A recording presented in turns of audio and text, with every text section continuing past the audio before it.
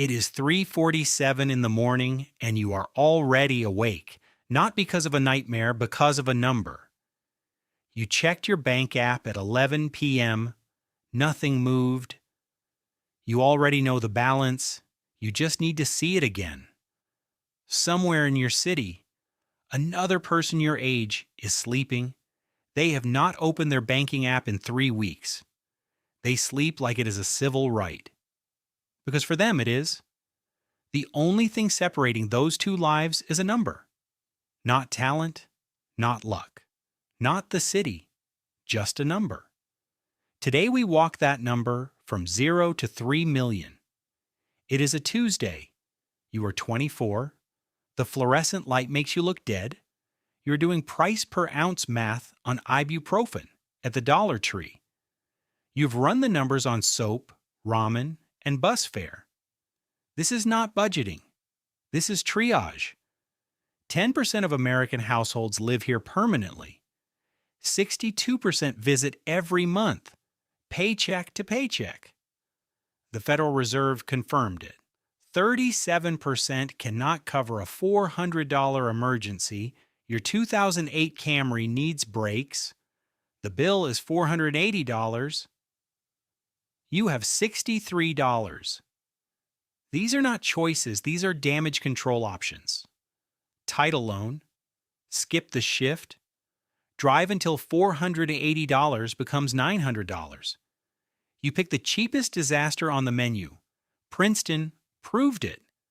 Financial scarcity costs you 13 IQ points. The system does not just make you poor, it makes you worse at escaping poor. 62% of bankruptcies have a medical component. 78% had insurance. At 0, you are not broke. You are one Tuesday from catastrophe. You are 25, you just crossed $1,000 for the first time, you take a screenshot, the number finally has a comma. Dave Ramsey calls this baby step 1. Tape it to the refrigerator. But here is what $1,000 is not. It is not 1 month of rent, not a transmission, not an ER copay. 2 weeks later, the water heater dies, $1,100. You're back to 0. The screenshot is still on the refrigerator. It looks sarcastic now. But you check the app once this week, not 3 times. Once. The panic is quieter. You have learned this tier is a skill, not a sentence. You are 28, 4 years of packed lunches and declined invitations, $10,000, a genuine emergency fund for the first time. Your mechanic calls, transmission is gone, $3,200. This time you say, okay, go ahead, and you return to your actual life. That is what $10,000 buys. Not freedom, sleep. You no longer check the app at 3 a.m. You barely check it at all. 3 months of expenses banked. If you lost your job, you could job search. Not panic apply at midnight to the first warehouse listing on Indeed, but the math still insults you. 10 grand earns $400 a year in a high-yield account. If you carry $5,000 in credit card debt at 22%, you pay $1,100 to earn $700. That is financial self-harm. 1/3 of Americans are doing it right now. Nobody warned you about the quiet stretch coming next. The dinners creep back. The new couch happens. The raise disappears into lifestyle. They are 33. They have $12,000. They have had $12,000 for 4 years. You are 32. 2 raises. Your first couch not from Facebook Marketplace. You felt guilty about the couch. Actually guilty. You almost returned it. The Dollar Tree voice whispered, you should not have spent that. You kept the couch, but you kept the whisper. That whisper is the reason you have $35,000. Your boss calls you into the conference room on a Tuesday. You walk in without sweating. You have 8 months of runway. You could walk out. You do not because you like the job, but the option changes your entire posture in the chair. That is what nobody tells you about savings.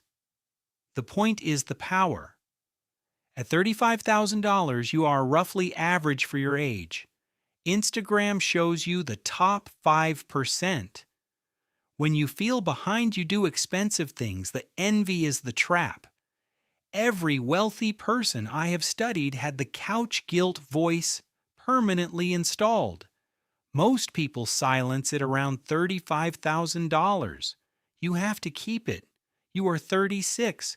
The account crossed six figures last week. You told nobody. Charlie Munger said it plainly. The first $100,000 is a bitch. But you have to do it. Walk everywhere. Eat nothing. Bought without a coupon. Get there. Munger said that in the 1990s, in 2026, his threshold is $200,000.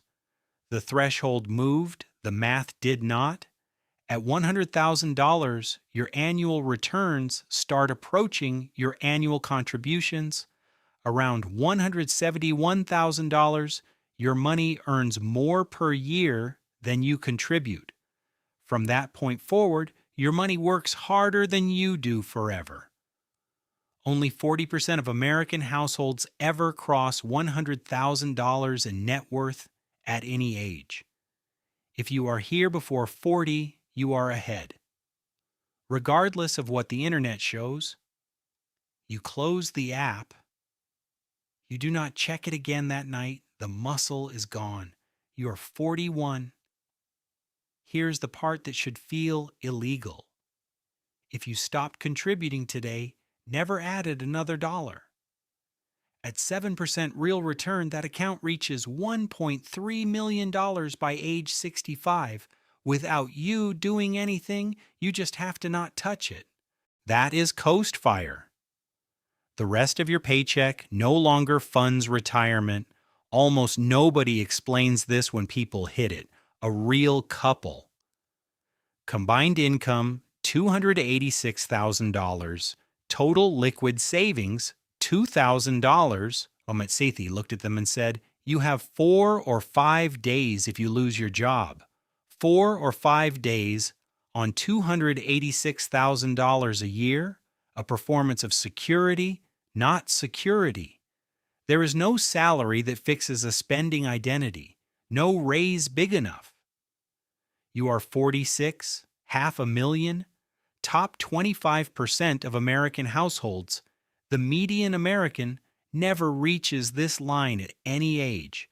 In a strong year, the S&P returns 20%. On $500,000, that is $100,000 while you slept. Your money now has a better job than most people in this country. A couple with $2.18 million called themselves paycheck to paycheck in 2024, top 5% by wealth, still squeezed because wealth is relative, comparison has no floor. The trick at $500,000 is identical to the trick at $1,000. Keep the couch guilt. You are 52, 7 figures. You make coffee on a Tuesday. Nothing feels different. $1 million at 4% withdrawal produces $40,000 a year. Below median household income. Your grandparents' $1 million bought a yacht. Yours buys a paid-off house and a Costco card. Schwab found Americans now say you need $2.3 million to feel wealthy. Only 36% of actual millionaires consider themselves wealthy. Let that sit. Ronald Reed was a gas station attendant and a janitor. He drove a 2007 Toyota Yaris. He held his coat together with a safety pin. Strangers bought his meals out of pity. When he died, they opened his safe deposit box, $8 million in dividend stocks. He left $4.8 million to the hospital. The patrons at Friendly's felt sorry for him. That is what a millionaire actually looks like. If you pictured anything else, someone sold you the picture. You are 55, 3 million, top 7% of American households. At 4%, that is $120,000 a year. A senior engineer's salary paid by your portfolio every year for the rest of your life while you do whatever you want with your time. Here is the part I need you to hear. This is the whole point of this video. At every tier from Dollar Tree to Coast Fire to 3 million, the reported level of financial stress was almost identical. The subject changed, the cortisol did not. At 0, can I make rent? At $35,000, am I behind? At a million, will a crash wipe me out? At 3 million, is 3 million even enough in San Francisco? Same nervous system, different costume, every single time. Below $100,000, more money genuinely relieves suffering. Above that line, money mostly relieves comparison. Comparison is a bottomless well. Joseph Heller wrote, Catch 22.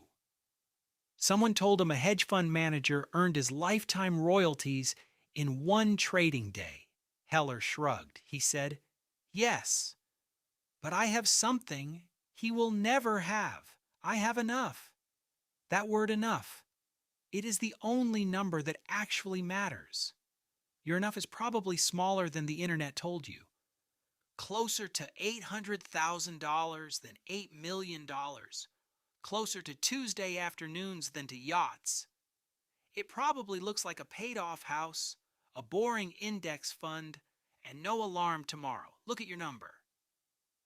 Wherever you are on this ladder right now, ask one question, not how do I reach the next tier? What is the smallest thing I can stop leaking money through this week? Start there.